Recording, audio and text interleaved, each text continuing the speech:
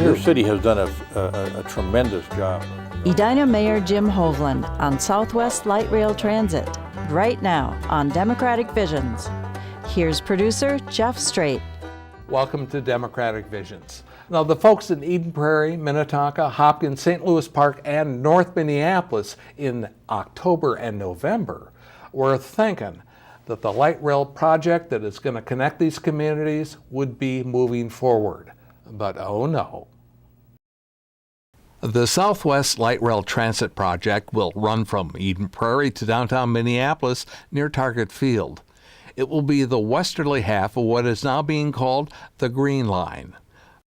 Now, the eastern half, which opens next summer, terminates in downtown St. Paul, but the southwest stretch is in the middle of a very complex planning process. The city center location that we are willing to give to this project better serves the western part of our city and points west, Chanhassen, Chaska, if people choose to drive in and park.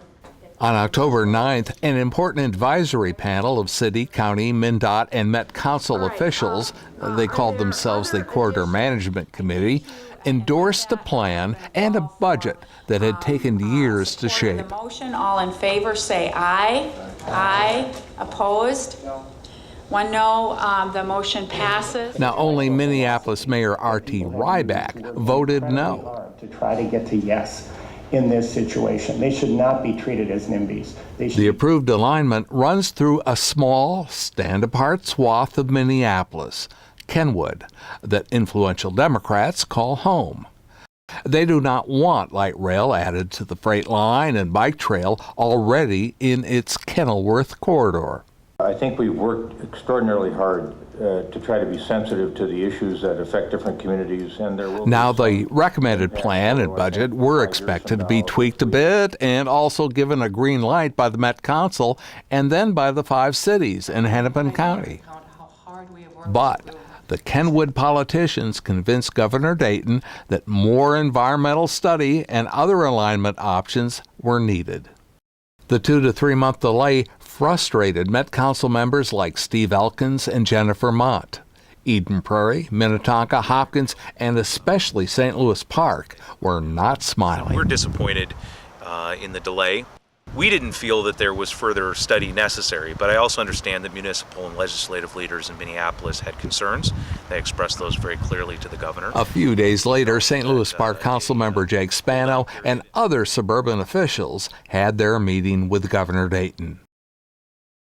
With us tonight is Jim Hovland. Jim is mayor of Edina, and he's also a member of the very important Southwest LRT Project's Corridor Management Committee. That's a lot of words, but right now I'm going to welcome you and shake your hand. Yeah, nice to be here. Thank you. What has this committee been doing here, and what decisions has it made? The Corridor Management Committee of Southwest LRT was set up to advise the Met Council on a preferred routing. So for the past 2 years, we've been essentially looking at all of the different issues that are attendant with this 15-mile plus line that when it's built is going to serve over 30,000 riders a day, and if all the stations come online, we'll have about 15 stations. So we've been trying to methodically go through all of the pertinent issues that are attendant with any kind of an LRT line, and the big 3 issues, they call them at the end, were the preferred alignment through Eden Prairie. Where was the operations and maintenance facility going to be sited along the route? And then the co-location of freight in the Kenilworth corridor, or the relocation of freight to someplace other than the Kenilworth corridor. So you reviewed and filtered and looked over and deliberated over a lot of research, a lot of technical information. You also heard from other committees of area businessmen, committees of regular folks like myself on something called the Community Advisory Committee.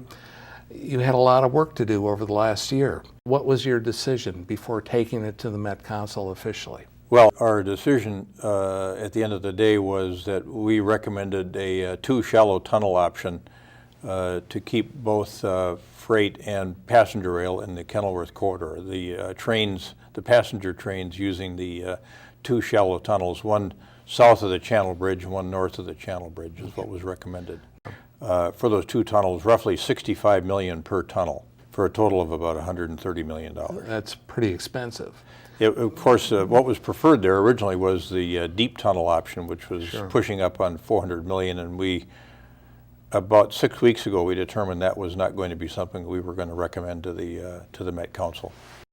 Now, you've also had to scale back the overall cost of the project. We have. Correct.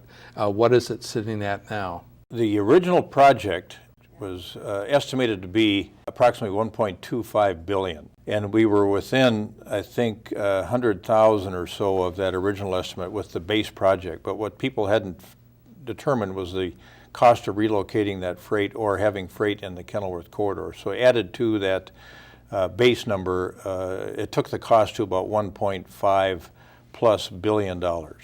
There's three funding sources here, actually four funding sources. The state at 10%, the county's Transit Improvement Board, which is a 5-county organization that charges sales tax, led by Hennepin County. They're paying 30%, federal government at 50%, and then Hennepin County at 10%.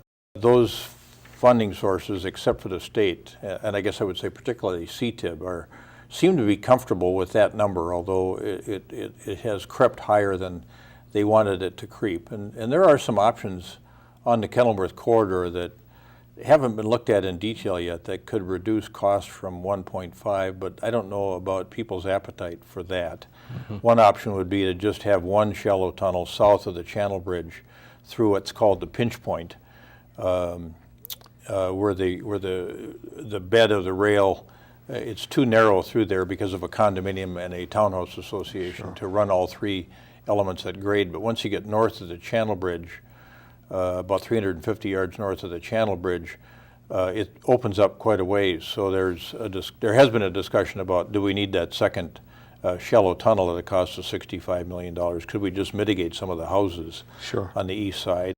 To a degree, you would agree with Governor Dayton that a little more investigation of what can be done in the corridor is called for?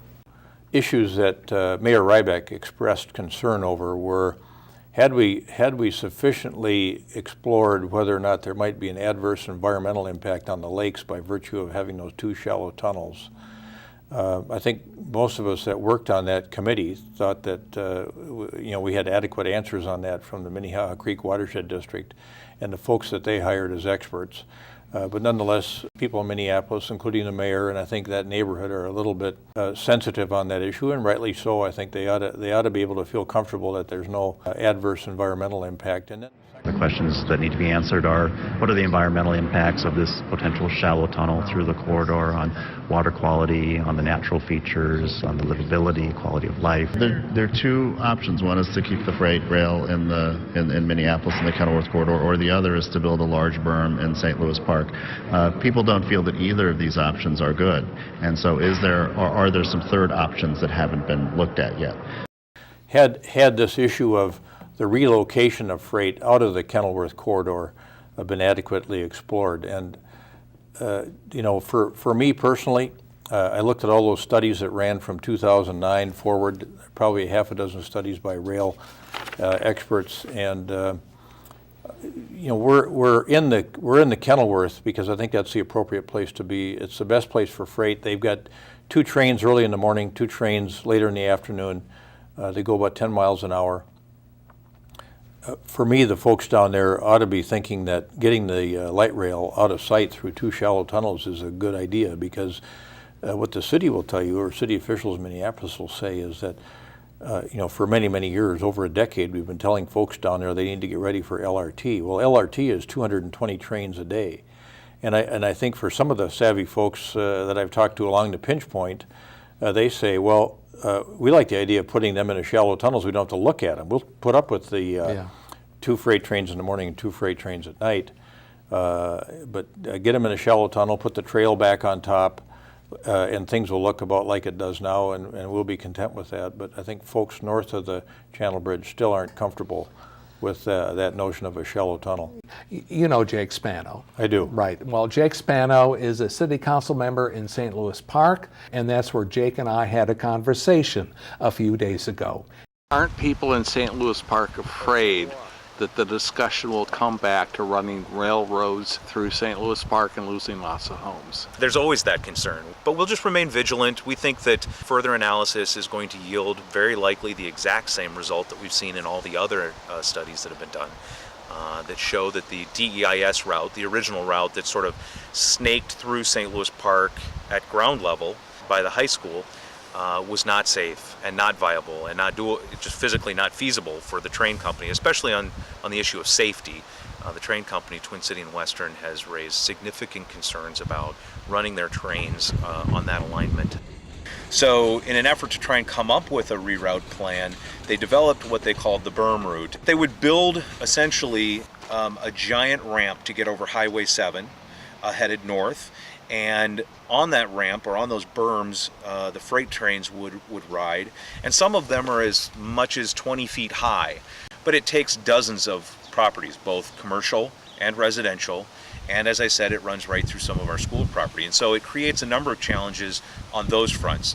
What it also does with the berm route is it creates an inaccessibility east to west through our community. So we think, frankly, after, as I said before, numerous studies and years of analysis, that the least obtrusive and less expensive way to handle freight in the West Metro is to keep it in the Kenilworth corridor where it is right now. Are we ready? Let's go in. Demonstrators, placards, and websites have had a voice in the planning of the Southwest Light Rail project. Ask any mayor. They join more than a decade of public meetings, workshops, and preliminary planning. 30 or 35 foot wide swath through this span of trees by Smetana Road. This is Minnesota at its best, engaging, argumentative, and participatory. For example, these Eden Prairians have worked with urban planners in crafting a concept plan for their neighborhood and its station. The city of Eden Prairie has chosen alignments at station locations that will serve businesses, people, and job growth.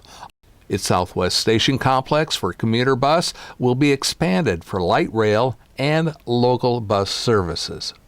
As regional media doted on the Kenilworth few, the other partner cities have worked to cut costs and move the project forward. We're going to take a big chunk out, but it's relatively easy to add on another segment, another ramp when demand increases down the road. Ahead, during and after the current delay, public hearings and municipal resolutions of consent. There will be more debate and adjustments. Eden Prairie, inquiring minds want to know, how will light rail approach the Southwest Station from Prairie Center Drive? Will it be elevated like this stretch of the Hiawatha Line?